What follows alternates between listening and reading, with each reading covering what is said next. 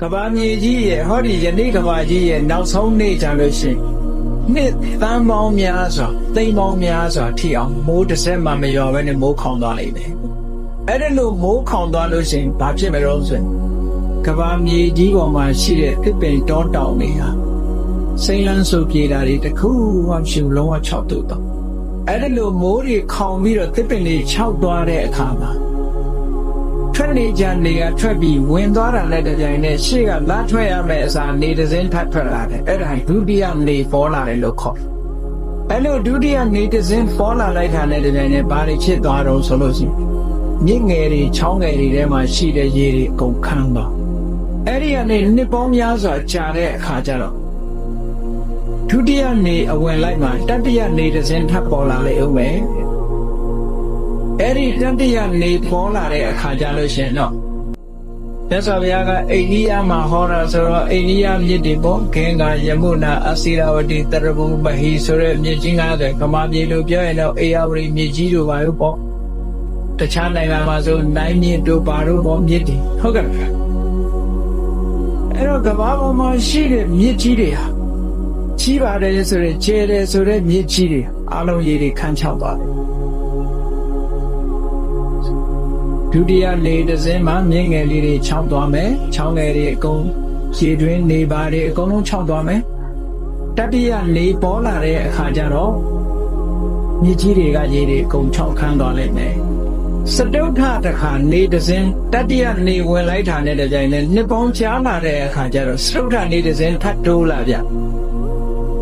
အဲ့ဒီစတုထနေတစ်စင်းတိုးလာတဲ့အခါကျတော့ဟိမန္တာမှာရှိတဲ့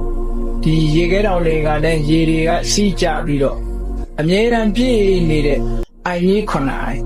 နေပြောက်တောင်လုံးဝမထိုးတဲ့အနောတအိုင်တို့တိဟပပတအိုင်တို့ကန္တမုံဒအိုင်တို့ဆိုတဲ့အဲ့ဒီအိုင်ကြီး9အိုင်မှာရှိတဲ့ရေတွေအကုန်ခန်းချောက်သွားလိမ့်စတုထနေပေါ်လာတာနဲ့တပြိုင်ကဲနှစ်ပေါင်းအလုံးကြာသွားတဲ့အခါစတုထနေကဝင်သွားပြီးပင်စမနေတစ်ခုပေါ်လာပြန်အဲ့ဒီပင်စမနေပေါ်လာလို့ရှင်ဘာဖြစ်တော့ဆိုရင်ပင်လေရေတွေဟာကျသွားတာခန်းသွားတာဘလောက်ထိအောင်ရောက်သွားတော့လို့ဆိုရင်ခြေပြည့်မြုပ်ရုံလောက်ကလေးလက်တစ်စစ်လောက်ကလေးနောက်ဆုံးကျတော့လက်တစ်စစ်လောက်တောင်မကြမ်းသည်ထိအောင်ပင်လေရေကြီးကခန်းချောက်သွားလိမ့်မယ်ကဲပင်လေခန်းလောက်အောင်နေပူပြီးဆိုလို့ရှိရင်လူတွေအသက်ရှင်နိုင်မှာအောင်မလားအေးလူတွေကတော့တက်ရှိတတ္တဝါတွေရက်တီဖို့ဆိုတာအဲ့ဒီအချိန်မှမရှိနိုင်တော့ဘူးဟုတ်ကဲ့လားဒါကဘာကြီးကမီးမလောင်သေးဘူးသူ့ရဲ့နောက်ဆုံးနေ့တွေဟာဒီအခြေအနေနဲ့ဒီလိုသွားနေတယ်လို့ပြောအဲ့ဒီပင်စမနေထွက်လာတဲ့အချိန်မှာဆိုလို့ရှိရင်ပင်လယ်တွေကလက်ပိဆိုတဲ့နေရာတောင်မှပဲလက်တစ်စစ်လောက်တောင်မှရေဟာမရှိတော့ဘဲနဲ့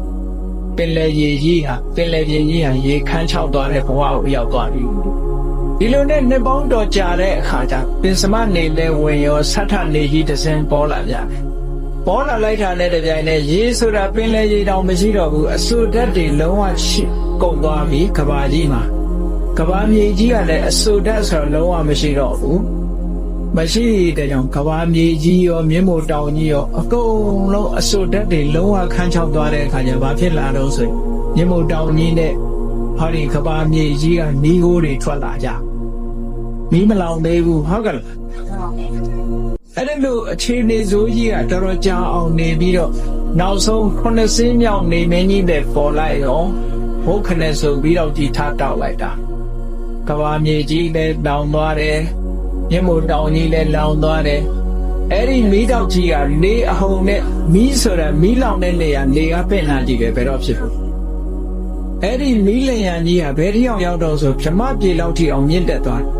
တယ်ဒါကြောင့်တချို့ဗြမပြေတွေကဒီမီးတဲ့ပါသွားတာပေါ့နောက်ဆုံးကြတော့အားလုံးမီးလောင်ကျွမ်းတာဘယ်လောက်ထိအောင်လောင်လုံးဆိုရင်ပြားတောင်မကြအောင်လောင်တယ်ပြာလို့ပြောစရာမရှိလောက်အောင်လောင်လိုက်တယ်ဟုတ်ကဲ့လားလုံးဝလောင်လိုက်တာမြင်းမို့တောင်ကြီးလည်းပြောက်ကဘာမြေကြီးလည်းပြောက်အားလုံးအာကာသဟင်းလင်းရင်ကြီးအဖြစ်ရောက်သွားဒီကနေ့ကဘာကြီးဟာအဲ့ဒီနည်းနဲ့အဆုံးသတ်သွားလိမ့်မယ်လို့မြတ်စွာဘုရားဟော